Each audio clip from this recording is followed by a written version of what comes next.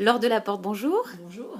Vous venez d'être distinguée au Trophée des Français de l'étranger dans la catégorie sociale et humanitaire pour un projet d'insertion des jeunes dans 4 pays d'Asie, Philippines, Inde, Indonésie et Vietnam. J'en oublie pas? Non, tout à fait. Voilà.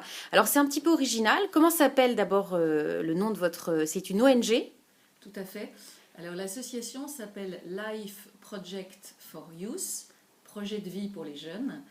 Donc effectivement, comme on travaille dans des pays où on parle anglais là-bas et voilà, et tous les jeunes parlent anglais. Donc c'est plus qu'un projet d'insertion professionnelle, c'est une reconstruction. C'est vraiment des jeunes souvent qui sont en grande difficulté, qui ont pu connaître la drogue, qui ont pu connaître des abus.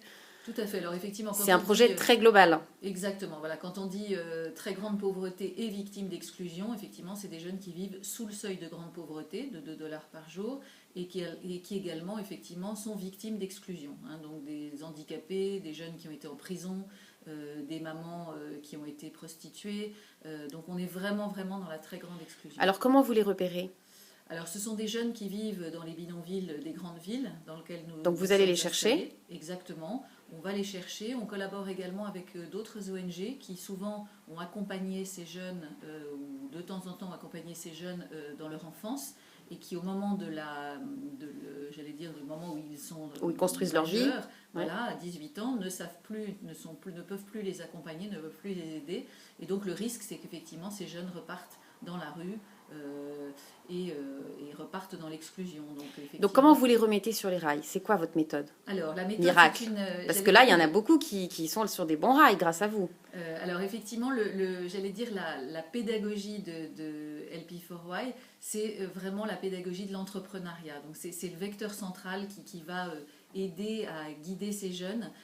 Donc c'est un parcours. Donc vous identifiez un rêve qu'ils ont et puis vous les aidez à orchestrer leur projet d'une Voilà, certaine façon. alors, au départ, ils n'ont pas de rêve. Au départ, quand ils arrivent dans le centre, c'est des jeunes qui sont complètement auto-centrés sur eux-mêmes, Anéantis. voilà, qui cherchent juste à savoir comment ils vont manger un bol de riz à midi. Donc, toute la démarche, ça va être effectivement de les accompagner à devenir petit à petit autonomes. Donc, c'est la première étape. Responsables, donc ils vont avoir des petites responsabilités dans l'équipe. Puis ensuite, vraiment manager d'une équipe. Et ensuite entrepreneurs de leur vie. Alors il faut beaucoup de monde pour encadrer ces jeunes en déshérence. Comment vous faites? Comment vous faites? Quel est votre secret? Voilà, alors ce sont des jeunes adultes. Déjà, c'est très important de comprendre que ce ne sont plus des enfants. Des jeunes adultes, pas encore vraiment des adultes complètement mis sur pied, mais des jeunes adultes. Donc l'idée, ça a été vraiment de travailler avec des équipes, une pédagogie en équipe de 15. Ce sont 15 jeunes accompagnés par un coach. Et ensuite, effectivement, des gens qui vont autour de ce coach, qui vont l'aider à faire des trainings, travailler avec les jeunes, etc. Mais au départ, il y a une relation entre un coach, et le coaching, c'est très important, c'est pas un professeur, c'est vraiment une personne qui va accompagner ces jeunes. Donc et les révéler. Vous formez les coachs, et les coachs, c'est qui? Alors, justement, on a une organisation assez originale, puisqu'en fait, c'est une ONG qui est une organisation qui est 100% bénévole, 100% volontaire. Et en fait, on a une chance incroyable en France, c'est qu'on a un statut qui s'appelle le volontaire de solidarité internationale, VSI. qui est donc porté par le ministère des Affaires étrangères et qui permet en fait à des jeunes de partir en minimum 1 an en mission. Mais donc nous, on a énormément de volontaires qui partent pour 2 ans de mission, même 3. Donc 1 à 3 ans. Voilà, de 1 à 3 ans. Nous-mêmes, avec mon mari, sommes volontaires de Solidarité Internationale. Donc il n'y a pas de limite d'âge. Il n'y a pas de limite d'âge, par contre il y a une limite de temps, c'est-à-dire qu'on est, normalement je crois que le maximum est de 6 ans. D'accord. On va bientôt y arriver, il faudrait qu'on trouve une autre solution. Mais c'est un statut fantastique puisqu'effectivement il nous permet d'être pris en charge au niveau de la sécurité sociale, donc par la CFE. Et puis on a également une mutuelle qui nous permet effectivement d'avoir cette sécurité-là. Et autrement, nous recevons une indemnité de la part de l'association, qui est une indemnité qui varie en fonction de la durée de la mission. Voilà, donc c'est une équipe qui est fantastique parce que c'est une équipe de grands professionnels, puisqu'on bénéficie de personnes qui d'abord décident de partir en mission, mais qui sont souvent des gens diplômés.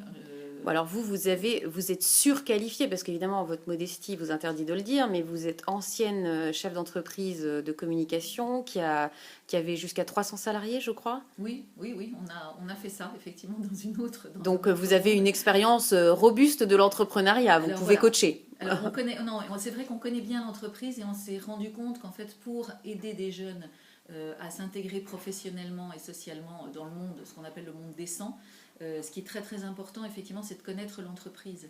Et ça, c'est un de nos atouts également, c'est qu'en fait, toutes les personnes qui accompagnent ces jeunes sont des gens qui ont des expériences d'entreprise.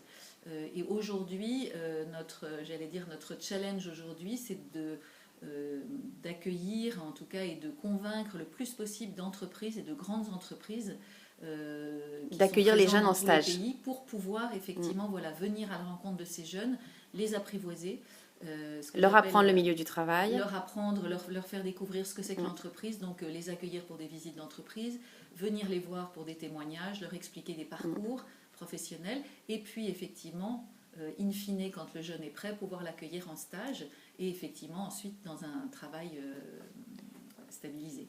Alors pour conclure peut-être sur une note positive et d'espoir, quel est le nombre d'abord de jeunes qui a réussi, qui a connu une success story grâce à vous? Combien à peu près? Alors aujourd'hui, on dit que nous avons dans les centres, et où nous avons accompagné depuis 2009 à peu près 655 jeunes, ça c'était le chiffre à fin 2015, et aujourd'hui il y en a 200 qui sont vraiment sur les rails, intégrés avec succès et qui sont capables qui sont autonomes s'assumer et qui ont surtout brisé le cercle de pauvreté pour leur famille et pour leur environnement. C'est-à-dire un jeune qui est intégré dans le monde professionnel, c'est 10 personnes autour de lui qui sont sauvées dans ces pays. Donc c'est assez exceptionnel. Effectivement, maintenant, il faut qu'on continue. Il y a 550 millions de jeunes qui vivent sous le seuil de pauvreté aujourd'hui, donc il y a un peu de boulot. Et c'est pour ça qu'on a besoin de tous pour pouvoir effectivement continuer à aider encore plus de jeunes. Et vous pouvez peut-être aussi inspirer d'autres personnes en mal d'action dans d'autres pays qui pourraient calquer votre modèle et faire la même chose dans des pays qui en ont besoin. Vous le dites, c'est tout à fait juste, puisque aujourd'hui c'est un appel aussi que vous... Exactement, mais nous travaillons aujourd'hui sur un centre de formation des coachs pour pouvoir partager effectivement la pédagogie. Et la première session aura lieu au mois de mai à Paris, en banlieue parisienne, justement pour pouvoir... accueillir d'autres personnes, d'autres ONG, d'autres personnes en entreprise ou qui pourraient être intéressées par cette pédagogie et pouvoir la partager. Merci Laure Delaporte. Merci beaucoup.